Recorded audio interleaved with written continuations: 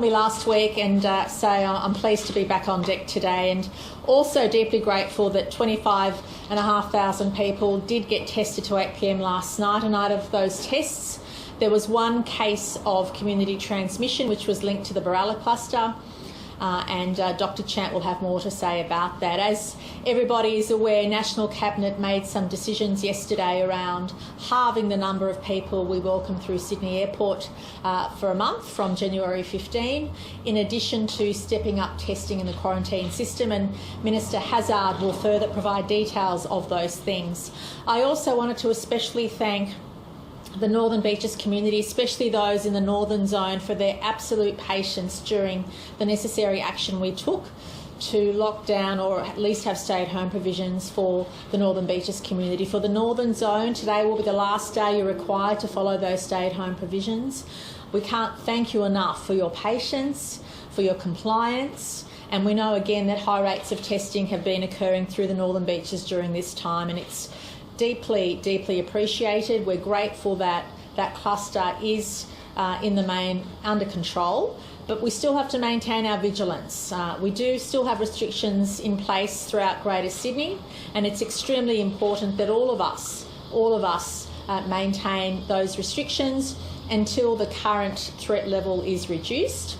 And as also has been foreshadowed both in National Cabinet yesterday and through other commentary, there are now variants to the strain of the virus, and it is important for us to learn as much as we can during this time.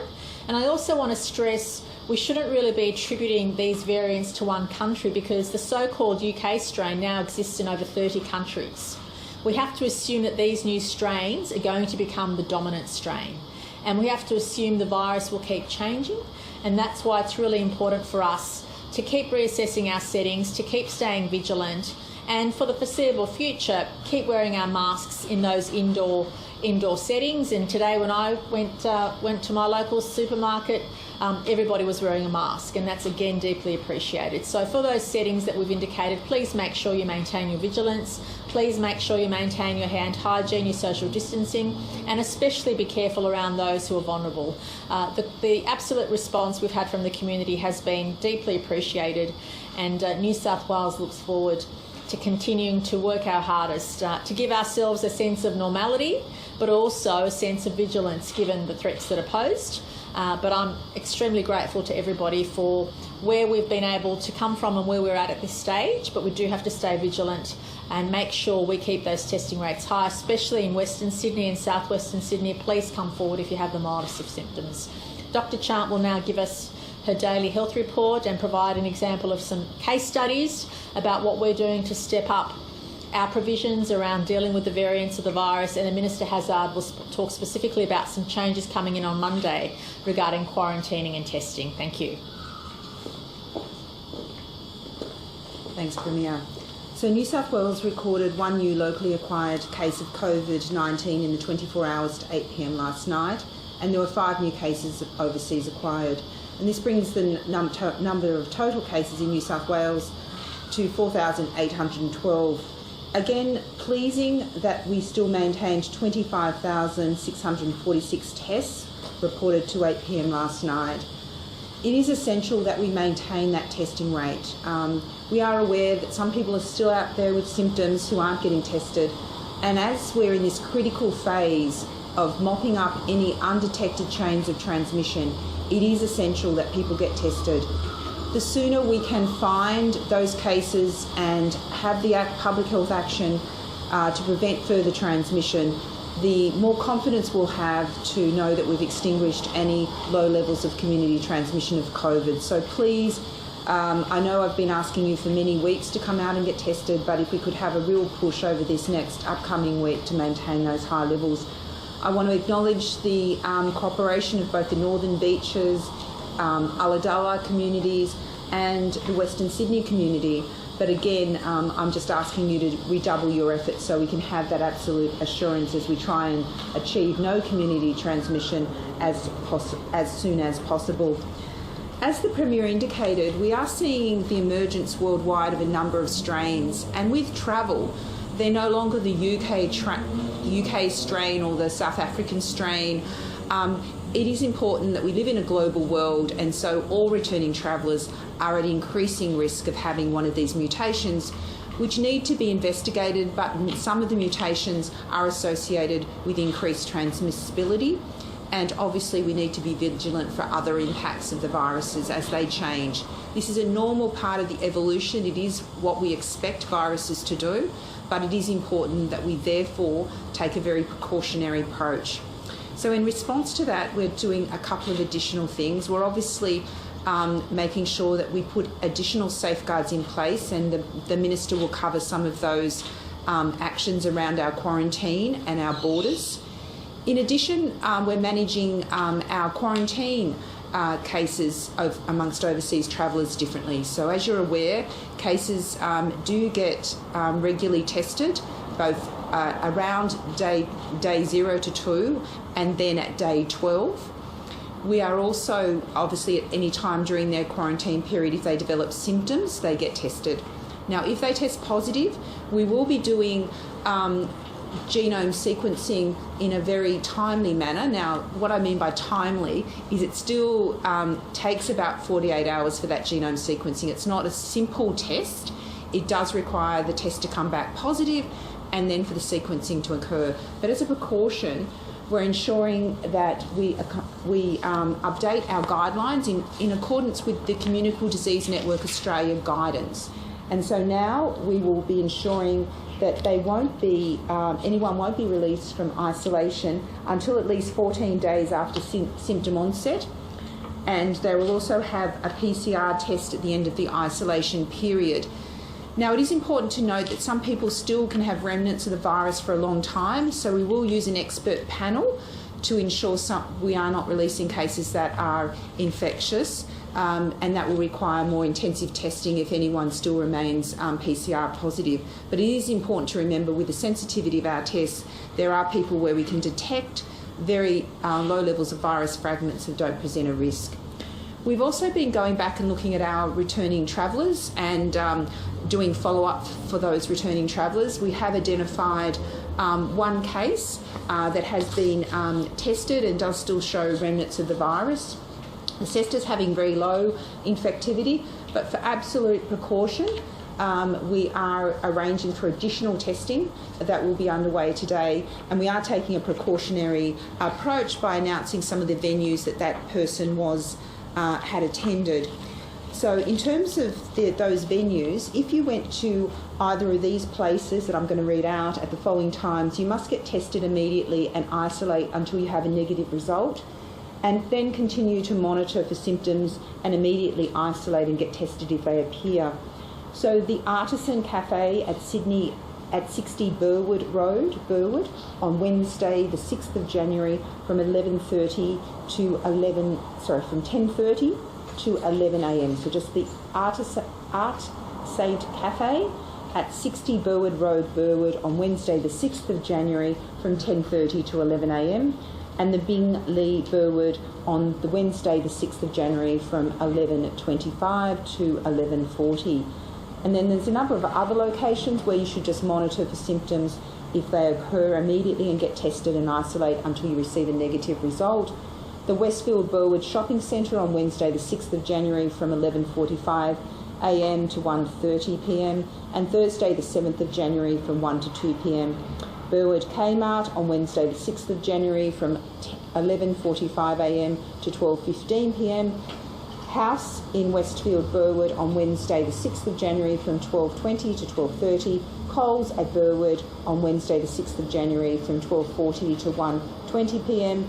and Thursday the 7th of January from 1:20 to 1:55 p.m. and the Artisan Cafe at Burwood on Thursday the 7th of January from 1:10 to 1:20.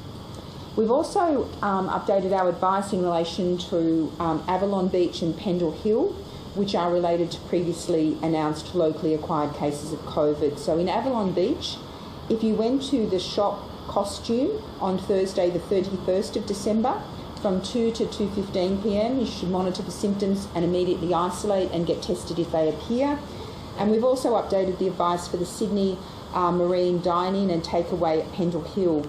If you were there on Sunday the 3rd of January from 12:30 to 12:50, You're now considered to be a casual contact and must get tested immediately and isolate until a negative result is received. We have had some detections in the sewage catchments at Northmead, Quakers Hill, Warriewood and Camellia, but we are aware of positive cases in those areas. But when we do see those positive sewage detections, it means that we're not reassured by a negative test in that catchment, and it will be a little while until we see that as cases can continue to excrete the virus for many weeks after their infection resolves and they're no longer infectious. But as a precaution, we are asking people to come forward for testing and be particularly vigilant. And again, thank you to the community of Ulladulla. There was a low detection in the Ulladulla sewage treatment plant. That does serve a population of about 32,000. Again, thank you for coming out, but if I could urge the community to come out on repeated days so that we ensure ourselves that we're not missing any unrecognised chains of transmission. Thank you. Thanks, Dr. Chant. Look, it's just 2 weeks shy of 1 year since we had our first cases here in New South Wales, our first 4 cases. And of course it continues to be a journey and learning along the way. Dr. Chant and the Premier have just set out some of the changes that are going to occur, but I just want to take up particularly the issue of the increasing number of people that we're seeing in our quarantine hotels who have the virus, and not only an increasing number proportionate to our local transmission, but also the new variants that both the Premier and Dr. Chant have referred to. Obviously, it puts us on high alert, and we are constantly making changes.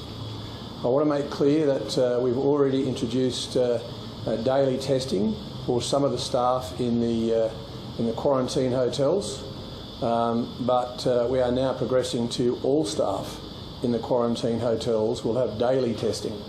That's an important step forward, particularly to manage the increased issues related to these new variants coming from, as the Premier said, up to 30 countries at the moment that we know about across the world. That will actually see all of the staff totalling around about another 10,500 tests a week going to our pathology staff. So in addition to that additional 10,500 daily tests of staff working in the quarantine hotels, there will be up to about 3,000 airline crew, international airline crew, who will be tested on arrival here in Sydney. And of course that's in conformity with the National Cabinet's direction. So I just want to thank the pathology staff who have been working 24 hours a day now for many months. We've had to step up in both the New South Wales public pathology services, but also those private pathology services that are supporting the public pathology services. And I also want to indicate that we appreciate all the work they've done.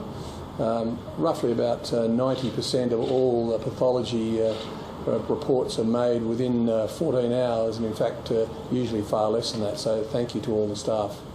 I want to finish by just reminding people that no matter what, all of our citizens have been, as both the Premier and as Dr. Chant have said, have been amazing to date. Well, obviously there's a hope that we might have ended 2021 with no COVID, but it's here to stay, and for the time being we have to make sure that we all do what we know keeps us safe. So I remind everybody, basically keep the 1.5 metre social distancing. Any symptoms at all of a cold or flu-like illness, go and get tested. And of course, hand hygiene is critical, and don't forget your mask. I know we've all probably had the experience of getting out of our car as we head into the supermarket and forgetting about it as we get to the door. Don't feel bad about it. Turn around and go and get your mask out of the car. I've had to do it. I think everybody's had to do it in the last few days. Just do it, because that's what will keep us safe. Thank you. Questions? On that basis, Minister, should we adopt the Queensland approach, where you simply put the mask on as you leave home, and even in the car you put the mask, right? No. Premier's back. I think the Premier's making the point that she's back, and the answer is, look, we obviously have worked with our public health team. Dr. Chant and her team have been extraordinary, and they've led us through this 1 year now, shy of the 2 weeks, and the advice remains that the safest place is outside.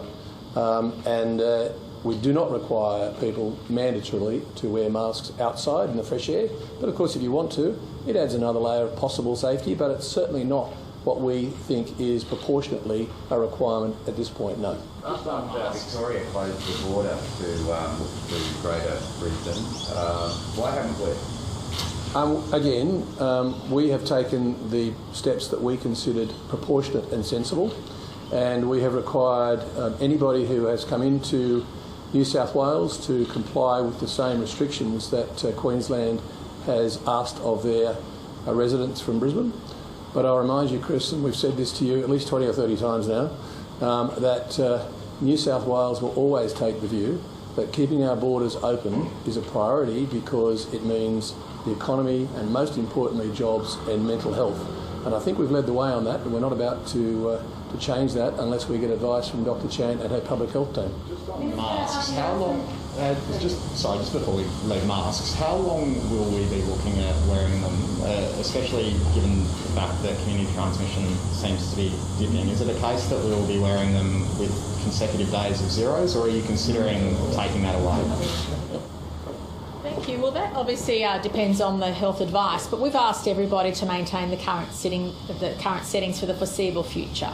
And we know from previous experience, when you do have a super spreading incident, it tends to be in one of those high-risk indoor venues, whether it's a supermarket, whether it's inside a hospitality venue, whether it's inside the home. So the health advice very much is mitigating the risk in those high indoor settings, which is what we've done. And until we're confident and the health advice tells us that the current risk, the current need to be on high alert has subsided, we will ask everybody to continue those settings. But as the Minister said, and as we've said as a government consistently, we don't want to provide any unnecessary burden on our citizens unless we have to. So please know the settings we have in place in New South Wales are to keep everybody safe. And if there is any opportunity for us to ease any of them, we will. But we also have to assume that given the variants in the virus coming through, that there will be situations where we might need to tighten or even strengthen those restrictions. At this stage, we believe the current settings are appropriate for the risk that's posed. And if we get health advice to say that they're now more comfortable with the community transmission levels, we can revert back to some previous freedoms we had, which we don't have today. There's some reports that these days have been Morella are still waiting up to 72 hours to get their result. Is there a reason for that? Is that okay? Yeah, look, I got an update today, and I'll ask the Health Minister to mop up anything that I say. But the update is that most people, on average, get their result within 14 hours. The median time is 9 hours. Where there are some examples of that, health follows up, and we understand that in some private clinics it is taking that time, but we're doing everything we can to get on top of them, to encourage them obviously to provide that testing. But the statistic I received today, and I'll ask the Health Minister to correct me if it's wrong, is that 90% of people get the result within 14 hours. So 90% of people are getting it in a very timely way, but there are some private clinics which are taking longer, and our health people are following that up. Oh, absolutely it is. And I don't know more than what I've just read this morning. I don't know how widespread it is, but I can say that the vast majority of people do get their result within 14 days. The median time, I understand, is 9 hours. But 90% of people get the results within 14 hours. And if there are delays, our health people will continue to follow up with those private health clinics. How confident are you about the lifting of restrictions at midnight tonight for the northern beaches? We saw Dr. Chant appeal for that final push of testing. Have you seen that? Are we now comfortable with where we are with the Look, the strong advice and message we have to the people of the northern beaches, but also to the people of Greater Sydney in particular, and even in our regions, is all of us have to be on high alert. We know that there are different variations of the virus now. We know that some states are having a few scares in relation to outbreaks. And so even though the Northern Beaches community will resume a sense of normality from tomorrow, being part of Greater Sydney, all of us have to be on high alert. The risk of the virus exists everywhere in New South Wales, everywhere in Australia.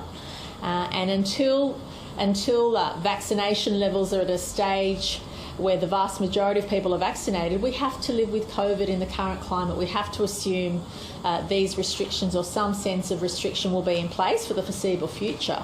But we have to, all of us, be on high alert. We're confident enough to obviously lift the restrictions in the northern zone of the Northern Beaches, confident enough for that to occur. But can we guarantee that there aren't remnants of community transmission? We can't, because the fear always is that there are undetected people or people who may not have even known they had the virus, who may have unintentionally passed it on to others. That risk is always there, and that's why it's important for all of us, every time you leave home, to assume that you've got the virus or somebody you're meeting with or seeing has the virus, and that's why we all have to be on high alert until we get through this current phase. This morning we heard from Queensland who have 0 cases, great, but there's also a case of a woman from Victoria who had the UK strain. They're being advised this morning that I think she arrived back in Brisbane on the 5th. Now there's a scramble to check, the flight she was on, where she's been. Is this information that should be flowing much sooner? Look, I can only comment on what happens in New South Wales, and I'm sure the Deputy Premier and the Minister will attest that we're often floored by the work our contact tracers do 24/7 overnight. And the more quickly you can get on top of a case and assume that people are able to remember and divulge all the places they've been to, the better it is obviously for managing outbreaks. And information is key, real time is key, we can't stress that enough. And quick contact tracing has been part of the reason why New South Wales has been able to weather the virus the way we have, and that is how we intend to continue. But information is key in this process, and we're deeply, deeply grateful. Dr. Chant says it almost every day. We're deeply grateful for people who often spend hours talking to our health experts in relation to where they've been, what activity they've undertaken, and every case gives us information on what the virus is doing and how it's being transmitted, and the quicker you get on top of it, the quicker you can prevent outbreaks, no doubt about that. And I think information is key, and the more accessible data we have, the more our contact tracers can do their jobs well, which is why New South Wales, we made the Service New South Wales app compulsory for businesses. We know that if there is a spreading incident in a particular hospitality venue, that our health experts will have the confidence that they've been able to contact as many people as possible. Mr. Premier, you said you were pretty keen to see thousands come back to New South Wales and Australia more broadly. Is that still the case, or have you kind of abandoned it given... Oh, look, I think that's always our aspiration, but we can't pretend about how serious the current mutations of the virus are. And until we understand better what those strains are doing, and obviously health experts say it's up to 50 or 70% more transmissible than other strains, and if that's the case, we do have to consider what we do in the future, and that's why I'm very pleased that we're taking a pause for a month and reducing by half our intake of returning Australian citizens. And I appreciate that for some families that causes heartbreak because they have to wait longer before their loved ones return. But I think for the safety of the broader community, it's really important for us to take a pause, take the pressure off everybody working in the quarantine system. When you have less people to process, it means you can process those that are arriving even more stringently. You're dedicating essentially the same resources to half the people, and that means we have less risk of anybody with a mutant strain or normal strain unintentionally passing on the virus to others. We know that that is the biggest risk for Australia because, we've all been able to achieve zero community transmission at one stage or another. Every state has managed to do that. But we know that so long as the pandemic exists, so long as people are travelling, the risk of the virus seeping into the community is already there, and anything we can do to reduce that risk is really important, especially now when we're understanding what these strains are doing, and all the experts advise in due course that these mutant strains will become the dominant strain. So the virus is changing, and it's important for us to make sure we keep learning, and as Minister Hazzard said, this is a journey. We're learning all the time. We certainly know much more than what we did back in January, February last year, I can assure you, and that's why we've been able to respond in the way that we have. Looking at these new, more contagious variants of the virus becoming the new normal for coronavirus, should we assume that these levels of restrictions will also become the new normal until there's a vaccine? Well, I think it's important for us to consider the health advice on that.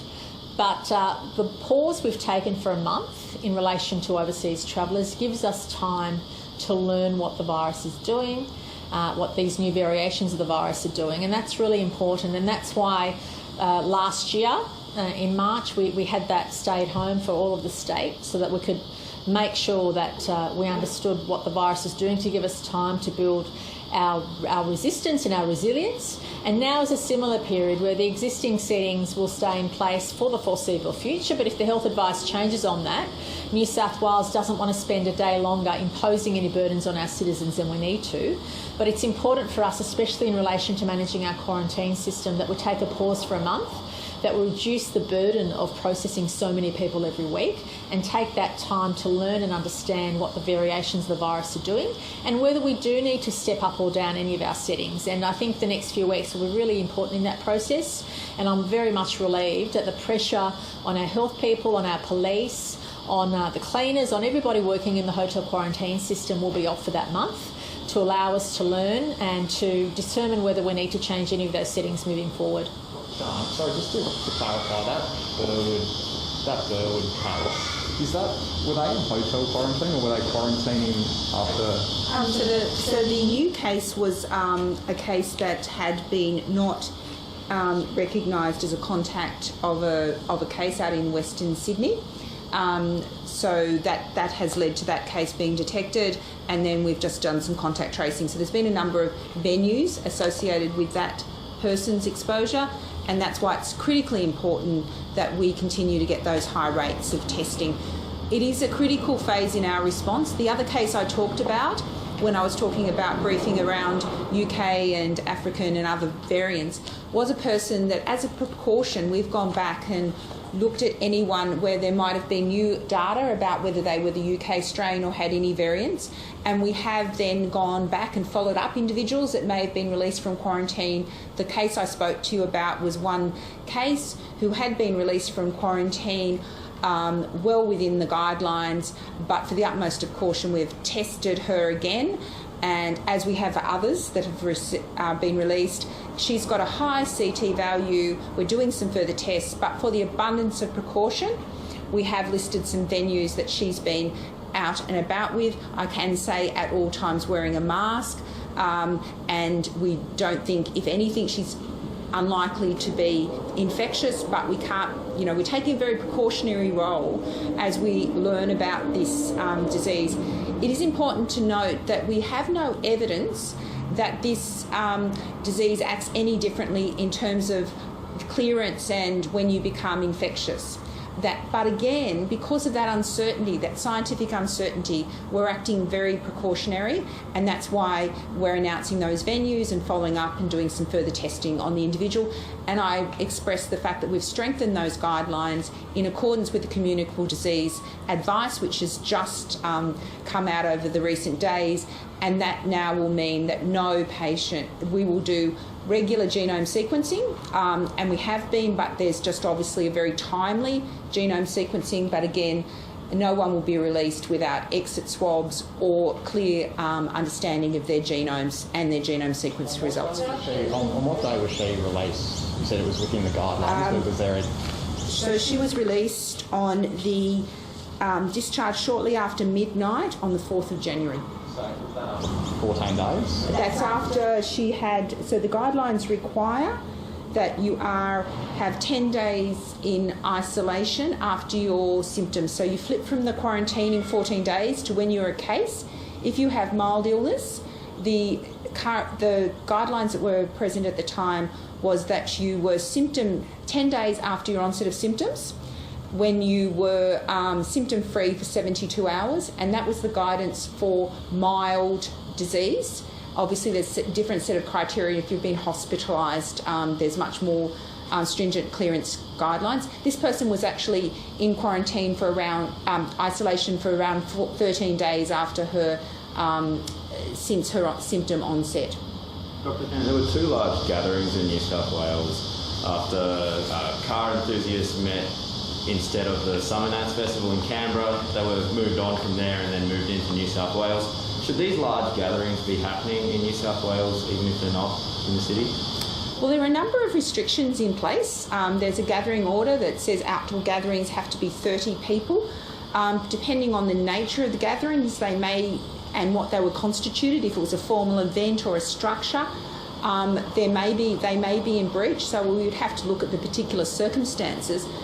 The principle, though, is that we want to encourage outdoor gatherings, and hence the differential between what we allow indoors and outdoors. We do see outdoor spaces as much safer. So again, I'd have to look at the particular circumstances. If people are driving in cars, that's not the risk, it's individually. The really risk is some of the social activities that are consequential for some of the events. So for us, what we're concerned about in public health is when people mix, and when you particularly bring together social networks that don't usually mix. That means that you've got the risk of seeding social networks that are not your usual social networks and extending the spread of the virus much more quickly than in other settings. So my long and short answer is events have very different, depending on the nature of the event and the controls that are in place, each event has to be assessed for its risk, but some of the issues we look at is how people get to the event, whether public transport, ingress, egress, how they get food and drink, and points of crossover. They're all sort of aspects that public health consider in assessing an event's risk, as well as the mitigation strategies that are put in place. Everyone in New South Wales, can we just clarify, has to test negative before they leave hotel quarantine? It appears in Melbourne that maybe this hasn't happened, and that's why this woman's been able to get So just to be clear, that before this emergence of the new strain, we had been compliant, everyone across the nation was complying with this Communicable Disease Network Australia, or I shouldn't speak for other jurisdictions, but the Communicable Disease Network Australia, which is a committee of infectious disease experts, develops those guidelines. And what the guidelines were is that you needed to have, for mild cases, you were able to be discharged if you were 10 days from your symptom onset and you had been free of symptoms for that 72 hours before. And the reason that was necessary is that we know that we have found cases where you can detect the virus in people's noses and throats 3 months and even 4 months after the infection. And what we're also observing is sometimes they may be negative at a certain point, but then you get a runny nose or something, and then if you get tested at that time, you can sometimes have the remnants of the virus come out. So because of that, you'd have people permanently locked up. And so that's why the Communicable Disease Network looked at the evidence, and basically, as people are most infectious in that beginning bit, that pre-symptomatic bit, that before they get symptoms, and those few days after is when there's a peak. And then gradually infectiousness decreases for generally mild disease. Obviously there's a different profile for people if you're in intensive care or you've got that more intensive lung involvement.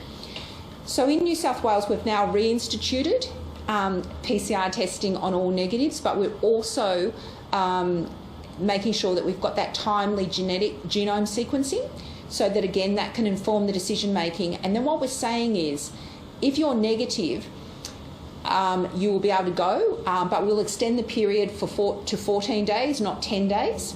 As a precaution, we'll test you before you go out, and if you're negative, we'll let you go out. But if you're positive, what we'll do is we'll have a case-by-case assessment with experts who will do things like whether you've got antibodies in response, whether your PCR tests are going up or down or stable, showing that your level of infectiousness. So the experts will look at each case. So the case I described is a little bit similar, where when we've gone back and we've got that genome sequencing, we've found that we have had a patient that has gone out for a very short period of time, that when we went back and tested for the utmost of precaution, we tested them, that person has got remnants of the virus and some CT values.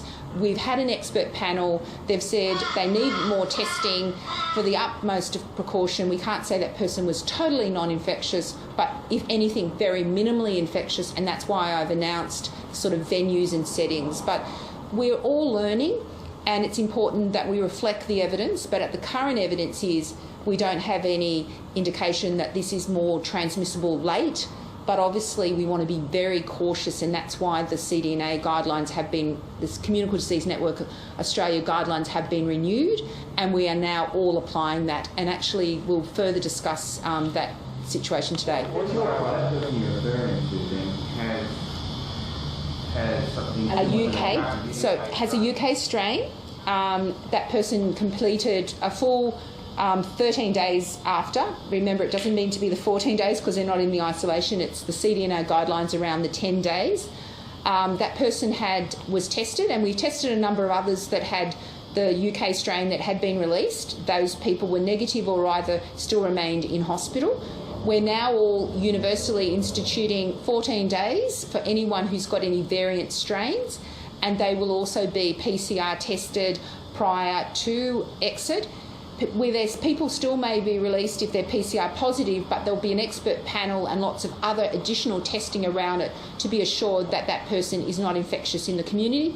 As a precaution, I've indicated the venues and the advice for public health, but to reassure the community, the assessment is that this person has very low levels of infectiousness and may well be non-infectious, but as you can imagine, we are taking a very precautionary approach. Sorry, just lastly, on masks, is it something that you'd like to see kept mandatory even with zero community transmission? I think we've got to have that discussion about what COVID normal looks like. It's really pleasing to see that the vaccines are within our reach. We know that that's been announced by the Commonwealth, the rollout. I think we probably need to have a conversation about what does COVID normal look like.